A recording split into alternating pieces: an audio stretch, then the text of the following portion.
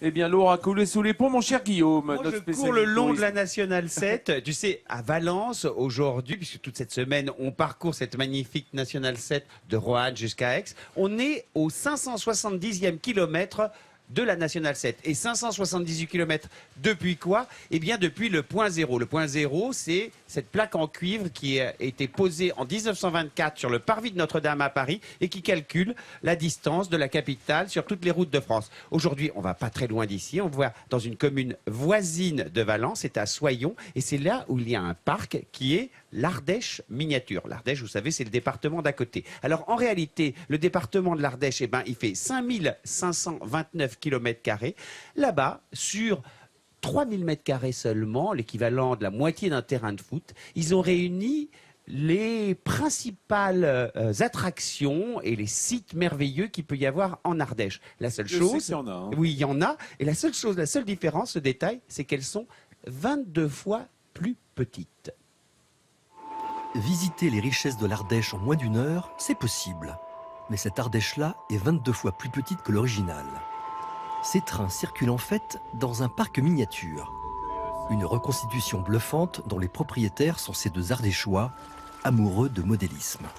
Au début, c'était une boutade au départ, mais voilà, c'était un projet un peu fou, personne n'y croyait vraiment, nous non plus.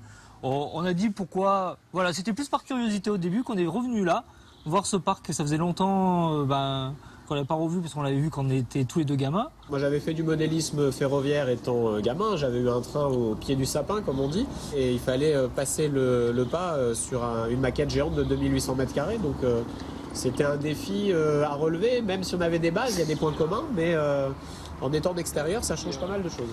Un rêve miniature, grandeur nature, qui reste très fragile.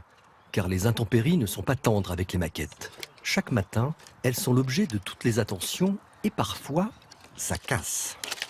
Ben voilà, pour le coup, elle est finie. Il faut aussi dompter la végétation, ce qui fait de Guillaume un jardinier pas comme les autres. La moindre herbe, si elle est trop grande, n'est plus du tout à l'échelle. Et notre objectif quand même, c'est qu'on ait un parc le plus propre possible. Donc la végétation pousse très vite, les herbes poussent très vite, donc on est en permanence en train d'arracher, d'arranger le parc pour qu'il soit au mieux de sa forme et que les visiteurs puissent profiter d'une Ardèche plus vraie que nature. Il faut faire attention de ne pas écraser nos lilliputiens, c'est ce qui est le plus dur. Mais ce qui demande le plus d'attention, ce sont les trains qui sillonnent l'ensemble du parc. 800 mètres de ligne ferroviaire, 12 trains qui se croisent et parcourent plus de 20 km par jour. Il faut apporter un soin constant à ces répliques de trains à vapeur pour que cette mécanique bien huilée ne déraille jamais. Là, je suis en train de nettoyer les roues de la locomotive, puisque c'est une locomotive qui a parcouru déjà depuis ce matin près de 10 km. 10 km dans le jardin où elle s'est chargée en pollen avec le vent, elle s'est pas mal encrassée. Donc chaque soir, on est obligé de nettoyer chacune des locomotives pour qu'elles captent bien le courant par chacune de ses roues. Une fois les trains remis en service, ce sont les visiteurs qui débutent un voyage à ciel ouvert. Et même les Ardéchois pure souche sont ébahis. En termes reconstitution, je suis impressionné surtout par rapport aux sites ardéchois. On les retrouve tous pratiquement et vraiment bien reconstitués. C'est vraiment fabuleux. Un émerveillement partagé aussi par les plus petits. L'autorail de l'Ardèche et le petit train du Vivarais ont encore de beaux jours devant eux.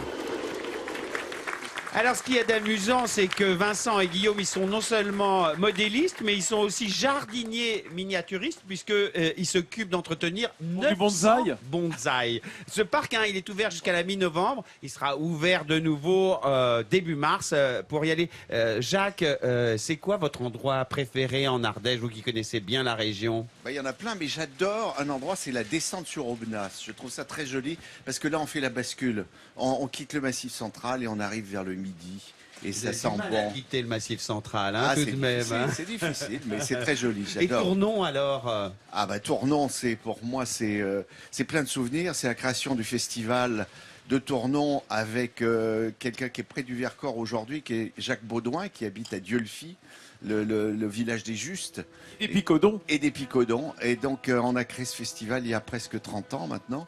Et On est voit la très, ville là, de très Tournon, heureux qu'il magnifique, qu'il au bord du perdure. Rhône, Voilà. splendide, avec ce pont qui relie eh bien, Tournon l'Ardéchoise à Très Tain-l'Hermitage la Dromoise, hein, Très avec beau. le château, ce magnifique château construit entre le 14e et le 16e siècle, qui est un musée aujourd'hui. Il y a des terrasses absolument somptueuses. On a une vue sur la vallée du Rhône. ouais. Hein, on peut venir pour ce Ah oui, festival. même des croisières qui font Et- escale. Voilà. Et